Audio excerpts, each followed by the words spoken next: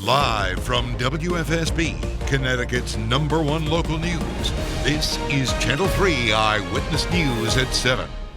Good morning. It is 7 o'clock. I'm Eric Parker. Let's begin here with the latest on the coronavirus in Connecticut. School is officially back in session as of this fall, and the state has released a 50-page document outlining the guidelines for school districts to keep students safe. There will be many changes. Students must wear face covering on the bus. There will be in-classroom lunches, one-way traffic in the hallways, and front-facing desks. Parents who are uneasy about sending their child back to a classroom can continue online distance learning. According to Johns Hopkins University, Connecticut and Rhode Island are the only two states reporting a decline in weekly COVID cases. Here are where the numbers stand this morning. In the last 24 hours, 59 more positive cases were confirmed. 4 more people died. Hospitalizations dropped by another 4, and that brings the total number of people hospitalized in our state to under 100. That's the first time we've seen that low of a number, in months. We also learned that more than 6,300 more tests were given over the past day. The Department of Revenue Services said retailers should prepare to resume collecting the state's single-use plastic bag fee tomorrow. A temporary suspension of that fee was put into effect after concerns that reusable bags could spread COVID-19. But for those who don't want to pay the fee, you can clean your reusable bags between use, washing them in the laundry, hand washing them, or using a disinfectant wipe. Meantime, Governor Ned Lamont says he is reconsidering reopening bars in Connecticut, this after observing the spike in confirmed coronavirus cases in other parts of the country. As I look what's going on in Texas and Arizona and Florida, we definitely will take that as an indicator of what we want to do in mid-July. Phase 3 of Connecticut's reopening is expected to start around July 20th. In that phase, indoor gatherings could double from 25 to 50, while outdoor gatherings would grow from 100 to 250 people. But it looks like we'll have to wait at least another year for our favorite fair foods and rides, as the 2020 Big E has now officially been canceled. Organizers say it was a tough decision, but they made that decision for the safety of fairgoers, staff, and vendors. About 1.6 million people attend the fair every year. Shame. That is a real hardship there. All right, 7:02. Hi, everybody. Good morning. Let's take you out right now. A few showers. The roads are damp in parts of northeast and southeast Connecticut, so you want to budget in a little bit of extra travel time. No speeding this morning, please, and keep your concentration on the roads. You've got some of this wet weather coming down in parts of Coventry, Andover, Wyndham, Columbia, Hebron. This little cell of activity has been sitting over Columbia for the last 2.5 hours. So you guys are getting a good beneficial rain out of this. A little bit further to the south, you've also got some of that rain. Nothing too substantial, but we'll take every drop we can get, right? In Salem, we've been at a deficit all the month of June, and just a couple of scattered showers up in north and northern portions of the state. Union, you guys picked up 3/4 of an inch since midnight, so that's some good news there. Now, throughout the day today, we are expecting some storms in the form of lightning and thunder.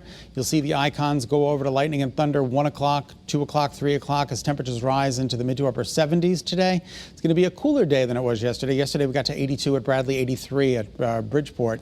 And you'll notice temperatures today along the shoreline in the mid 70s with those thunderstorm icons there as well.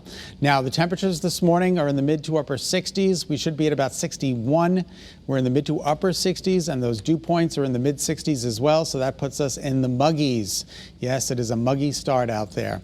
And we've got the winds, they're out of the north-northeast. It's a strange pattern we've got set up. We've got an area of low pressure that is to our east, and that is swinging and throwing showers and thunderstorms back into our forecast each day, yesterday, today, and tomorrow. Mostly overcast conditions in stores right now. There's what I'm talking about. See that counterclockwise circulation? And that brings the showers and possibly some thunderstorms into the state as we move through the day today. So according to early warning futurecast, tomorrow's weather today, we start to see the scattered showers materializing by noon, 1 o'clock, right through 5 o'clock this afternoon. Through this evening, there could be some lightning and thunder as well, and right on into tomorrow morning. Look at 6:15 tomorrow morning. There could be some downpours in the state, and that will lead to another day of instability. So more showers and thunderstorms expected tomorrow afternoon as well. All right, so we're talking about daytime highs today that are climbing into the mid to upper 70s, partly cloudy, humid with scattered storms. And then your 7-day forecast includes more of the same tomorrow, rinse and repeat. Thursday, Friday, Saturday look dry. Saturday looks like a great day for the 4th of July, and then a late day shower or thunderstorm materializes Sunday. So that's pretty good. The dew points are going to be coming down. The humidity levels will be coming down for the upcoming weekend with temperatures in the low 80s. So today, showers and thunderstorms. Tomorrow, showers and thunderstorms. Thursday is dry. Friday is dry. Saturday is dry, and then a chance for shower and thunderstorm activity late in the day on Sunday. That's a quick check of your early warning forecast. I'm meteorologist Scott Haney. Eric, we'll send it back to you. All right, Scott, thank you. Now this morning, the calls for change are only getting louder as a nationwide movement condemning police brutality and pushing for reform continues. Here in Connecticut, a special guest joined the New London NAACP's community conversation last night, Gwen Carr, Eric Garner's mother. Channel 3 Eyewitness News reporter Eva Zamaris gives us a closer look at the discussion and her message to the country. More than 100 people gathered at New London's Ocean Beach Pavilion to take part and to listen to a community conversation about the ongoing push for change. It's too late for my son and thousands of other mothers' sons. It's too late for them. But we have other children to save. Gwen Carr, the mother of Eric Garner, was one of the people who spoke at last night's New London NAACP meeting. Garner died back in 2014 after he was placed in a chokehold by an NYPD officer. With the bad apples in the barrel, the ones who stand and watch them being the bad apples, you just as bad. This has to stop somewhere. Carr says the death of her son and those who've lost their lives at the hands of police have fueled her pain into purpose.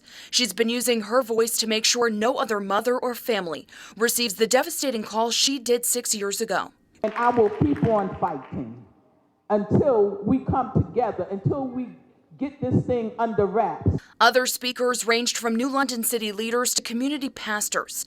They discussed police accountability, community building, and making a vital point in our history count beyond this year. We have to transform this moment of outrage and pain into opportunity and purpose and make our country better. Eva Zamaris, Channel 3 Eyewitness News. New this morning, a woman charged in connection with a 1998 murder case is being held on bond. That murder case was recently showcased on Fugitive Files. 50-year-old Catherine Pyers is accused of lying to police about the death of Agnieszka Zimleski. She was found shot and killed at the MDC Reservoir property 22 years ago. Farmington police say Pyers tried to mislead investigators to help a person of interest in the case. Pyers' lawyer said she had nothing to do with the murder. A $50,000 reward is being offered in the case.